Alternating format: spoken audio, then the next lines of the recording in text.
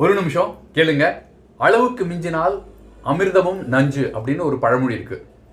இப்போ உங்களுக்கு ரொம்ப பிடிக்குதுன்னு சொல்லிட்டு இந்த பக்கமும் ஜாங்கிரி, இந்த பக்கமும் குலாப் ஜாமுன் வச்சுட்டு இதை ஒரு கடி அதை ஒரு ஸ்பூன் எடுத்து சாப்பிட்றதுன்ட்டு கண்டினியூஸாக சாப்பிட்டே இருந்தீங்கன்னு வச்சுங்களேன், ஒரு ஒன்றோ ரெண்டோ திகட்டாமல் சாப்பிடலாம். 4-5 போச்சுன்னா உங்களுக்கு கொஞ்சம் திகட்ட ஆரம்பிச்சிடும். இதோடு சேர்ந்து உங்கள் ஜீராவையும் சேர்த்து குடிச்சிட்டிங்கன்னா உங்களுக்கு இது திகட்டி போய் இது வேண்டவே வேண்டான்னு ஒரு நிலைக்கு மனசு வந்துடும். இதே மாதிரி தாங்க உறவுகளும் சரி, உங்களோட எதிர்பார்ப்பும் சரி, அன்பு கொடுக்கறதும் சரி, சுய அன்புமே எல்லாமே ஒரு அளவோட தான் இருக்கணும். நீங்கள் எல்லாமே எனக்கு வேணும் வேணும்னு நீங்கள் எடுத்துக்கிட்டே இருந்தீங்கன்னா எப்போ தான் கொடுக்க ஆரம்பிக்க போகிறீங்க?